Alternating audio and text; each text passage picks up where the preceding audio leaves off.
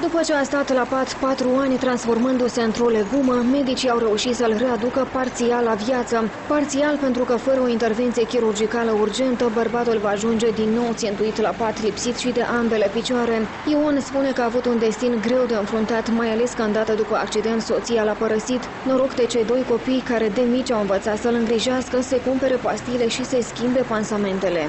Если честно, я уже настолько как бы привык, когда меня ничего не болит, я какой-то вялый. Когда мне болит, я злюсь, и мне хочется вставать, хочется двигаться, хочется как бы... Ну, естественно, бывают такие боли, что меня даже колят обезболивающие.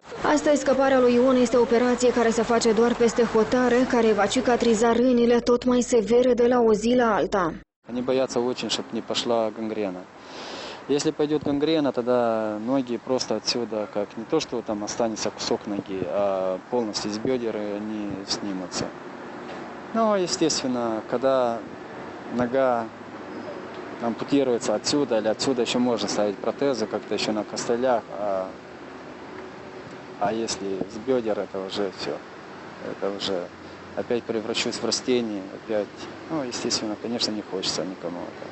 Venitul lunar al familiei lui Ion este de mai puțin de 1000 de lei, ajutor din partea statului. Băiatul cel mare de 17 ani muncește deja, la fel ca și fata mai mică, dar asta nu le ajunge nici pentru medicamentele lunare. Cea mai ieftină operație de care are nevoie poate fi făcută în Ucraina și costă în jur de 25.000 de euro. Bărbatul a făcut un apel către oameni. Cine vrea să-i dea o mână de ajutor o poate face la contul bancar afișat pe ecran.